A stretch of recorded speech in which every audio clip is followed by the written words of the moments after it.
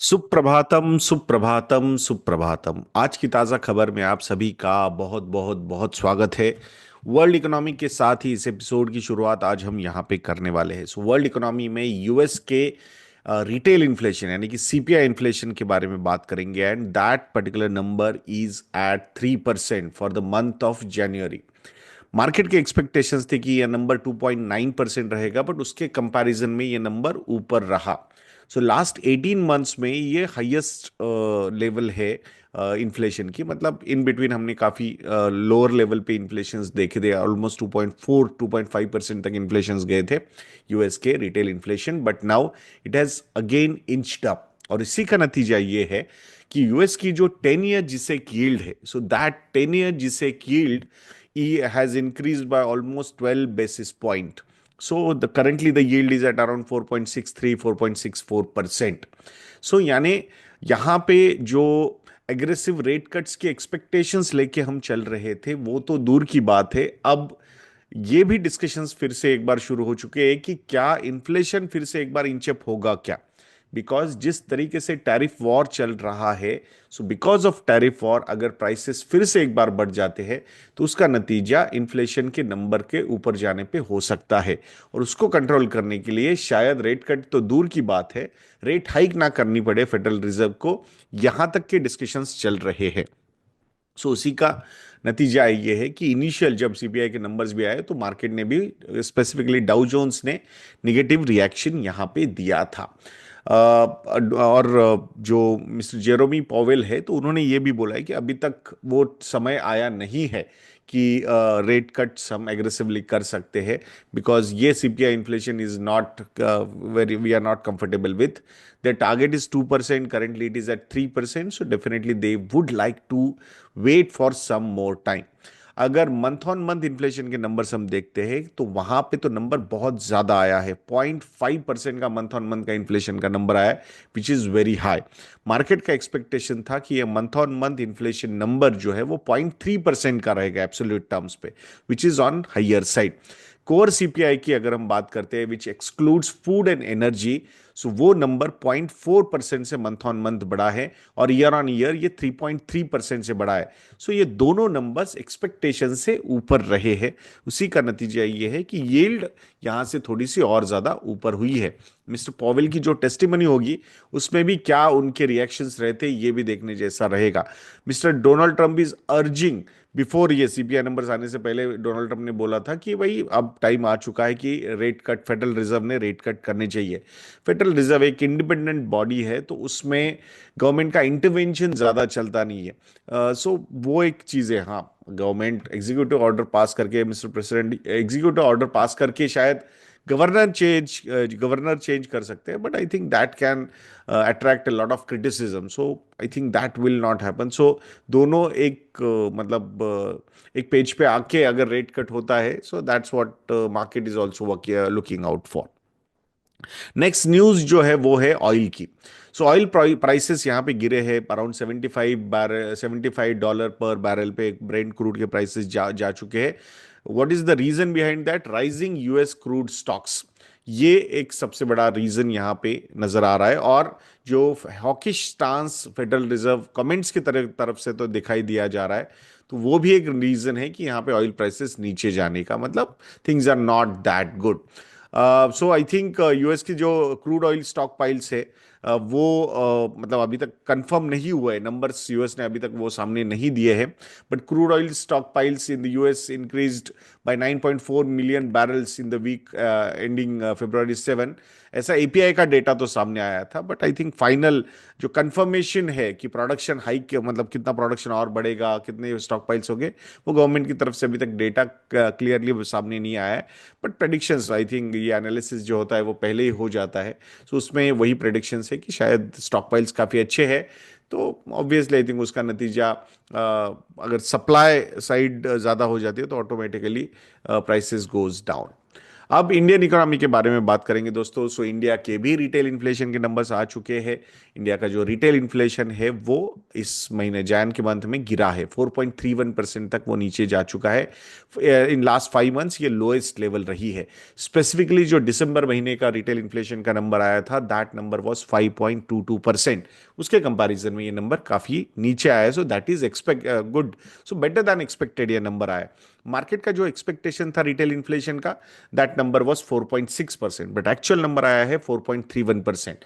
क्यों ये नंबर इतना अच्छा आया है? बिकॉज फूड इन्फ्लेशन जो है, which makes up nearly 50% of the consumer price index inflation, so वो नंबर 8.39% जो था last month, that is December में, वो 6.02% में जैन में नीचे आया है। So that is the reason why the overall retail inflation number is down. Vegetables के इन्फ्लेशन की अगर हम बात करते हैं तो inflation reduce sharply to 11.35% year on year. आप बोलोगे यार 11.35% कहाँ, ये कम थोड़ी होता है। बट अगर हम दिसंबर महीने के वेजिटेबल्स के इन्फ्लेशन के नंबर हम देखेंगे, सो दैट नंबर वाज 26.6%। सो 26.6% अगर दिसंबर महीने में था तो 11.35% अच्छा नजर आ रहा है। सीरियल्स की बात अगर करेंगे तो prices grew by 6.24%, slightly lower than 6.5% which was in December. Pulses की अगर हम बात करते हैं, so inflation slowed down to 2.59% compare to December 3.80%। और अर्बन रूरल की अगर हम बात करते हैं तो urban inflation is at 3.87%। Last month that is December में ये 4.58% का था। और rural inflation is at 4.64%। December month में रूरल इन्फ्लेशन वाज 5.76%। तो ये दोनों मतलब काफी अच्छे नीचे आए हैं। बट अगर अर्बन से रूरल इन्फ्लेशन ज्यादा है तो आई थिंक थोड़ा सा पेन रहेगा ओवरऑल रूरल इकोनॉमी में अभी भी। सो अब ये cooling inflation is going to be really positive for more RBI rate cuts. Already RBI ने एक रेट कट ली है। आरबीआई के इन्फ्लेशन के प्रोजेक्शंस की भी अगर हम बात करते हैं FY 26 के लिए, तो that number is at 4.2%। So we are inching up towards that hopefully. मतलब आई थिंक अगर वो रहेगा नंबर, तो I think more rate cuts we can expect in coming days. Then next news is India's industrial production के बारे में बात करेंगे। तो इंडिया का industrial production has slowed down to 3.2% in December 2024।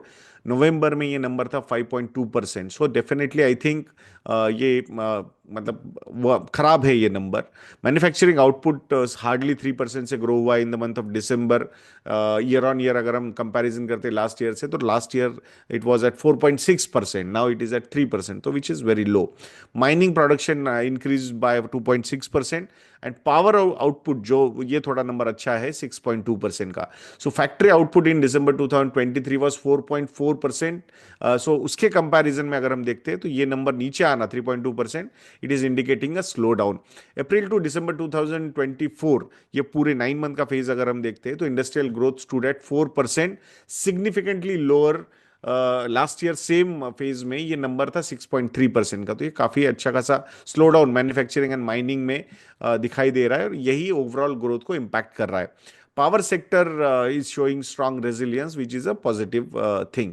So industrial slowdown raises concerns for economic growth momentum, and that's what we are currently suffering. फिर earnings के angle से भी अगर हम बात करते हैं या फिर ओवरऑल जीडीपी के एंगल से भी अगर हम बात करते हैं, तो यही वो रीजन है कि जहां पे थोड़ा सा स्लो डाउन नजर आ रहा है। अब बात करते हैं कि विकसित भारत का जो गोल लिया हुआ है गवर्नमेंट ने बाय 2047, उसके लिए बैंकिंग कैपिटल की रिक्वायरमेंट क्या है? So India needs to add around $4 trillion in bank capital over the next 20 years. जो हम एक विकसित भारत का गोल लेके चल रहे हैं ना, $30 ट्रिलियन की जो इकोनॉमी का गोल है हमारा by 2047। So currently it is at around $3.4 trillion, तो वहां से ऑलमोस्ट 10 टाइम्स हमें यहां से बढ़ाना है। सो आई थिंक उसके लिए बैंक कैपिटल ज्यादा होना बहुत जरूरी है। फाइनेंशियल एसेट्स की अगर हम बात करेंगे तो करेंटली इंडिया में जो फाइनेंशियल एसेट्स है वो है $6.4 ट्रिलियन के, and this should grow to $120 trillion, that is 19 times वो बढ़ने चाहिए विकसित भारत होने के लिए। बैंकिंग एसेट्स की अगर हम बात करते हैं तो currently banking assets are $3.1 trillion, और ये अगर हमें विकसित भारत के लिए जाना है 2047 में, तो it needs to grow by 14.5 times, and that number banking assets number should be $45 trillion. जो जीडीपी का टारगेट हम $30 ट्रिलियन का लेके चल रहे हैं उसके लिए। और ये स्टेडी ग्रोथ होनी चाहिए, मतलब बाय 2030 द जीडीपी को nearly double two around $7 trillion. अगर इसी का कंपैरिजन हम ग्लोबल फाइनेंशियल सेक्टर्स से करेंगे तो करंटली यूएस के जो फाइनेंशियल एसेट्स है वो $135 ट्रिलियन के, इंडिया के कितने हैं $6.4 ट्रिलियन, चाइना के फाइनेंशियल एसेट्स कितने हैं करंटली $78 ट्रिलियन, जर्मनी के फाइनेंशियल एसेट्स कितने हैं करंटली $21 ट्रिलियन, जो इंडिया के करंटली $6.4 ट्रिलियन है। तो अगर इतना जबरदस्त ग्रोथ हमें लेना है तो definitely we need rapid growth to match these global economic powers. So, and why banking capital is critical for this? So, it creates a multiplier effect. So, boost business investments, industrial growth होती है, infrastructure वहाँ पे बढ़ता है. It also enhances global confidence. So, अगर foreign capital हमें attract करना है, foreign investments attract करनी है, तो उसके लिए भी एक अच्छा banking capital होना बहुत ज़रूरी है. So, overall it supports sustained high economic growth. So 2 decade की ये होनी चाहिए, तब ये सारी चीजें हो सकती है. So obviously there are challenges also. Rapid expansion of the financial sector is required in this. So financialization of saving is very important. Sustainable high growth till 2047 is also a major challenge for India. Because बहुत सारे angle से macro economic risk है, global uncertainties है, political risk भी होते हैं, मतलब inside India. तो ये सारे फैक्टर्स रहेंगे, बट देखते हैं. अभी एम्बिशियस गोल तो लिया है हमने, how we are going to achieve that, that we will have to see. अब स्टॉक स्पेसिफिक न्यूज के बारे में बात करेंगे दोस्तों, जिसमें मुथूट फाइनेंस के बारे में पहले बात करते हैं. Q3 के नंबर्स आ चुके हैं, प्रॉफिट काफी अच्छा बढ़ा है, 33% से ईयर ऑन ईयर प्रॉफिट यहाँ पे बढ़ा है. Majorly strong gold loan growth यहाँ पे दिखाई दी है. So the number, profit number is at 1363 crore rupees Q3 का जो आया है. Net interest income also has surged by 42.8% year on year, and the number is at 2721 crore rupees. Stand alone AUM अगर हम देखते हैं कंपनी का, so that number is at 26,305 crore rupees, driven by strong 37% year on year increase in its core gold loan portfolio, और इनका focus भी उसी पे सबसे ज्यादा है. Muthoot finance exceeded analyst expectations भी. यहाँ पे मतलब एनालिस्ट के जो एक्सपेक्टेशंस थे वो 1311 crore रुपीज के थे, एक्चुअल नंबर आया 1363 crore rupees, which was very positive. So I think gold loans के लिए ही, मतलब ये डिमांड फॉर गोल्ड लोन्स यही एक सबसे बड़ा रीजन है ग्रोथ का यहाँ पे. Board of directors have also approved fund raising up to 21,063 crore rupees through the issuance of redeemable non convertible debentures. Nowadays अगर फंड रेजिंग की बात जैसे होती है तो हमें लगता है क्यूआईपी आ रही है क्या, तो यहाँ पे कंपनी डेट खड़ा कर रही है. देन माइक्रो फाइनेंस सेक्टर के जो चैलेंजेस है वो टेम्पररी है, ऐसा कंपनी को लगता है, and they expect resolution in coming quarters on that particular issue. So देखते हैं अब उसका मतलब आरबीआई के साइड से भी कैसे कैसे क्या क्या और रेगुलेटरी एक्शंस होते हैं ऑन दिस पर्टिकुलर सेफ्टी के एंगल से, रिस्क मैनेजमेंट के एंगल से, वो भी देखने जैसा रहेगा. अब बात करते हैं यूके के प्रुडेंशियल ग्रुप के बारे में. आईसीआईसीआई प्रुडेंशियल का नाम सुना है आपने, आईसीआईसीआई प्रुडेंशियल एसेट मैनेजमेंट. तो शायद जल्द ही आईसीआईसीआई प्रुडेंशियल एएमसी जो है वो लिस्ट हो सकती है. ये एक जॉइंट वेंचर है जिसमें 51% का स्टेक आईसीआईसीआई बैंक के पास है और 49% का स्टेक प्रुडेंशियल पीएलसी के पास है. सो आने वाले समय में Prudential PLC can consider about listing this company की, पोटेंशियल लिस्टिंग करके वो अपना कुछ स्टेक वहां पे कम करना चाहते हैं. So I think everybody wants to, मतलब गंगा बह रही है लिक्विडिटी की, तो उसमें हाथ धोने के लिए lot of people are coming. और आई होप मतलब जो मिस्टर नरेंद्र शंकर जी ने बोला था, भाई everybody is coming to the market to raise money, या फिर टू सेल देयर एलोकेशन, या फिर जो हायर वैल्यूएशन है उसको एंजॉय करना है, and this is the right time. So ICICI AMC manages around 8.67 lakh crore rupees, around 1.1 crore investors है across 133 schemes for in this company. So SBI के बाद इस कंपनी का नंबर आता है. अदर अगर पीयर्स देखेंगे हम, HDFC AMC हो, निप्पॉन लाइफ इंडिया AMC हो, या फिर यूटीआई AMC, ये ऑलरेडी लिस्टेड है. I think lot of listings in this particular space we are going to see in coming years.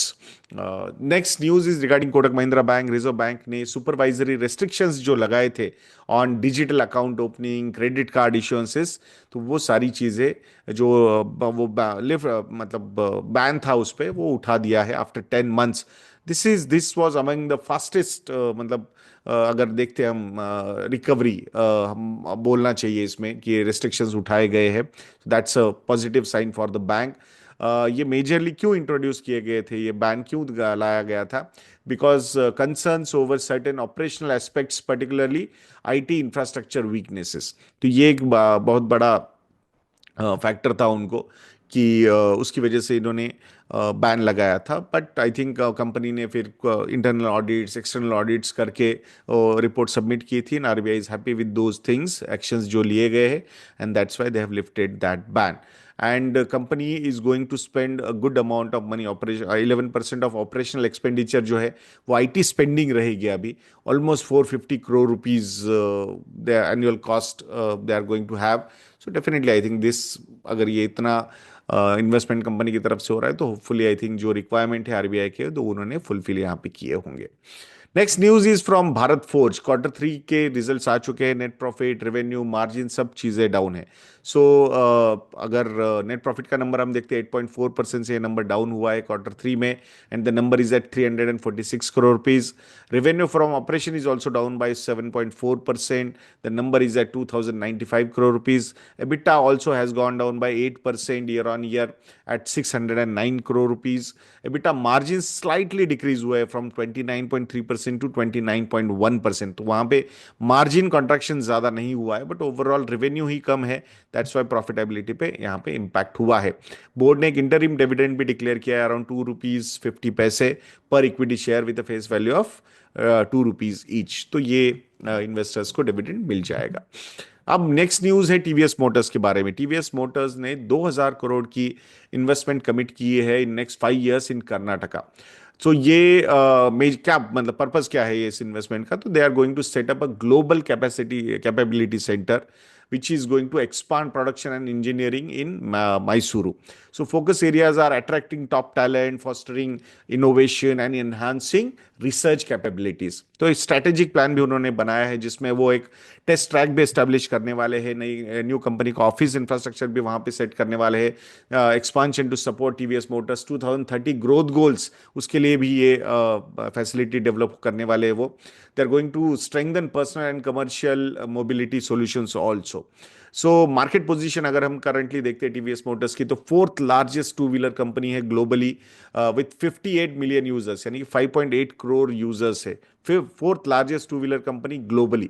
Mysuru factory के में अराउंड 3,500 एम्प्लॉइज काम करते हैं। 1.5 million annual vehicle production capacity, यानी कि 15 लाख व्हीकल की एनुअल प्रोडक्शन की कैपेसिटी है कंपनी की। टोटल रेवेन्यू अगर देखते हैं कंपनी का, तो that is 7,600 crore rupees. Out of that 1,200 crore rupees जो रेवेन्यू आता है वो एक्सपोर्ट से आता है। So expansion and future goals भी कंपनी ने यहाँ पे जोरिंग किए हैं। They are going to double their exports and overall revenue from Mysuru operations. They are going to strengthen their presence in global markets, and they are going to use AI, ML and capabilities through R&D centers. So existing TVS motor factories जो है वो होसूर बेंगलुरु में है, 300 एकड़ की ये property है, and Nalagarh Himachal Pradesh में भी उनकी एग्जिस्टिंग फैक्ट्रीज है। सो आई थिंक अभी ये जो मतलब जो इन्वेस्टमेंट समिट चल रही थी कर्नाटका में, तो वहां पे उन्होंने ये 2,000 करोड़ रुपए इन्वेस्ट करने का कमिटमेंट भी दिया है। नेक्स्ट न्यूज है अशोक लीलैंड की। Q3 FY25 के रिजल्ट्स आ चुके हैं और रिजल्ट्स काफी अच्छे हैं। Net profit is at 762 crore rupees which is up by 36% year on year. Revenue from operation is at 11,995 crore rupees which is up by 8% year on year. EBITDA number जो है वो 1,211 करोड़ रुपीज का आया है which is all time high, और EBITDA margin is at 12.8%, maintaining double digit margin for the 8th consecutive quarter. और इसी का नतीजा है स्टॉक ने कल रिएक्ट भी काफी पॉजिटिवली किया है। They have maintained their market leadership in bus segment. In medium and heavy commercial vehicle market share जो है वो 30% के ऊपर ही है कंपनी का। स्ट्रॉन्ग इंटरनेशनल मार्केट ग्रोथ नजर आ रही है। They are expected to accelerate with the new product launches also. Executive chairman जो मिस्टर धीरज हिंदुजा जी है, सो उनका कहना है कि profitability is backed by strong product performance and customer engagement, and they are investing in battery electric and alternate fuels products for tech leadership, ऐसा उनका कहना है। एमडी एंड सीईओ जो है वो शेनु अग्रवाल जी है, उनका कहना है कि एमएचसीवी मार्केट रिवाइवल हुआ है इन Q3 में, and they are expecting it to improve further in Q4 4। Focus जो कंपनी का है वो प्रोडक्ट प्रीमियमाइजेशन पे काफी ज्यादा है, कॉस्ट लीडरशिप पे भी है, and value added services offer करने पे भी कंपनी का फोकस बहुत ज्यादा है। Non CV business is also performing well with more growth opportunities in coming quarters and years, and they are very optimistic, very much optimistic about commercial vehicle industry growth due to favourable macro economic factors, ऐसा mister Shenu Agarwal ji का कहना है दोस्तों। सो कैसा लगा ये आज का एपिसोड, एक कमेंट सेक्शन में लिखना मत भूलिएगा दोस्तों। एंड दुबई वालों, हम आ रहे हैं आप लोगों के से मिलने। अप्रैल मंथ में हम दुबई आ रहे हैं। सो अगर वहाँ पे सेशन आपको बुक करना है on wealth management and financial planning, तो उसकी लिंक जो है वो मैंने डिस्क्रिप्शन बॉक्स और कमेंट सेक्शन में पिन की हुई है। You can book your seat. And बाकी if you like our content, तो हमारे रिसर्च प्रोडक्ट्स को भी सब्सक्राइब करना बिल्कुल मत भूलिएगा। इन्वेस्टइंडिया.in को विजिट करके आप हमारे रिसर्च प्रोडक्ट सब्सक्राइब कर सकते हो। तो ऐसे वीडियोस के लिए चैनल पे बने रहिए। वीडियो को लाइक करना, शेयर करना और चैनल को सब्सक्राइब करना बिल्कुल मत भूलना। नेक्स्ट वीडियो में मिलते हैं। जय हिंद।